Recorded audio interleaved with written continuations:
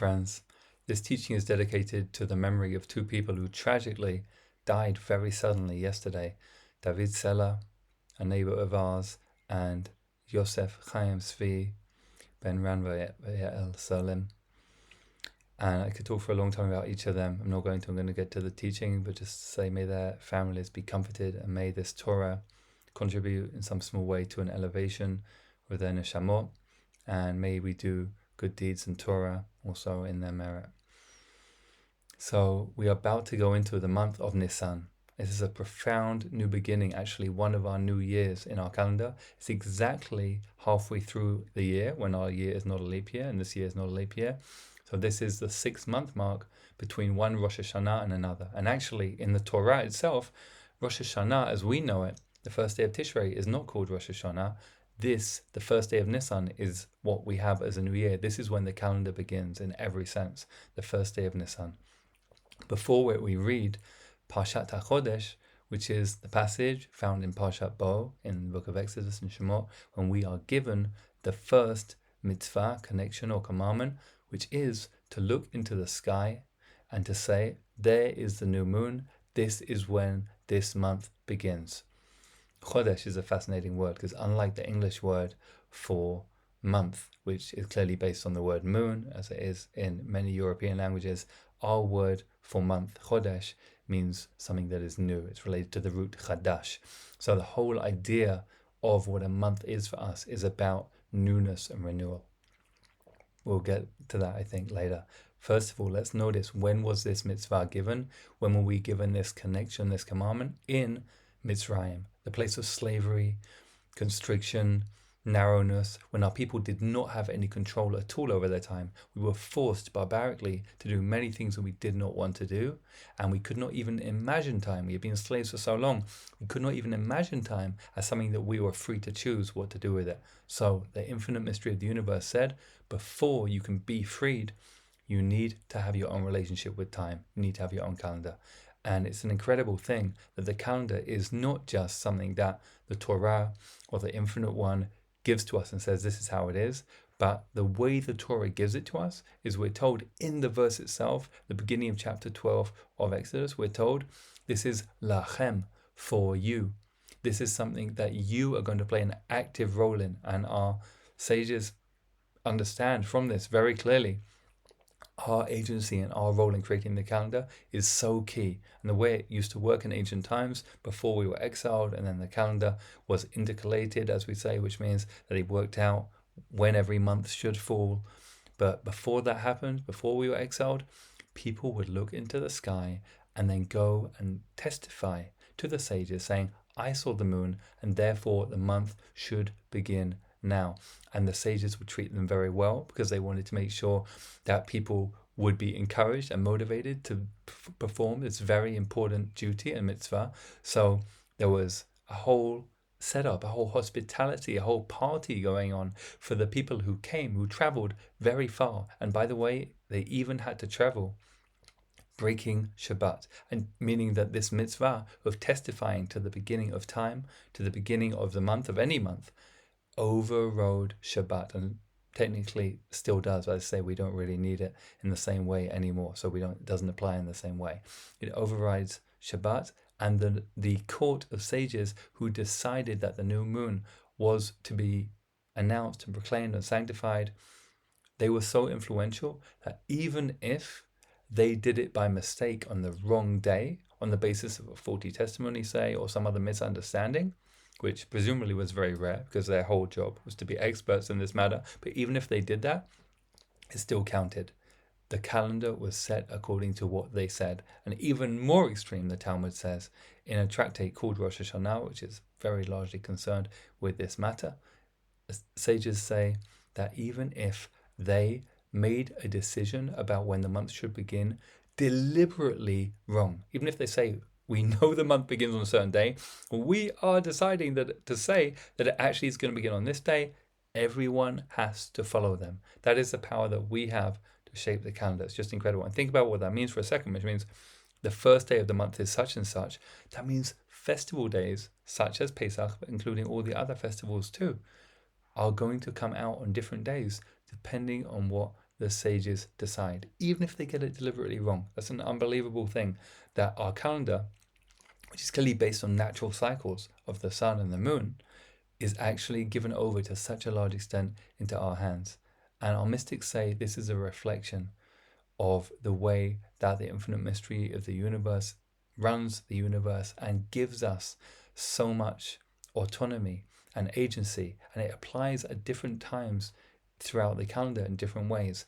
Our relationship with the infinite mystery and with life is different at different times in the calendar. So in Nisan, now in spring, we're told that there's something called the Or Yashar, which means a direct light of the Shefa, the life flow, the abundance that is coming from the source of life into the world. And our job is to essentially be vessels to receive it. It is a flow of chesed, of loving oneness, of rachamim, of compassion. And our job is to try as much as possible to be vessels to receive it. And that is very much the energy and opportunity of Pesach, to be vessels for that. But then let's compare that for a second to Tishrei, the season of Teshuvah, of returning, of Rosh Hashanah and Yom Kippur and Sukkot and so on. That, we're told, is not the time of direct light. That is the time of Or Chazer, which is returning light, which means that our job in that time is to work on ourselves with so many different mitzvot, connections and commandments, including, of course, Teshuvah, returning to our best selves, fixing what we need to fix. And at that time of year, in the fall, the Or Chazer means the light that goes back from us is primary, meaning what we do with our lives and the work that we do down here is the defining one. Whereas at this time, in springtime, life is coming into the world, life is manifesting. In Tishrei, the sages talk about life being conceived, and we say that in our prayers, Yom Harat Olam, on Rosh Hashanah, we say that the world is conceived. But on Pesach, on Nisan, this time of year, you can actually see springtime, nature, new life manifesting in a visible way. It's not conception, it's actual birth.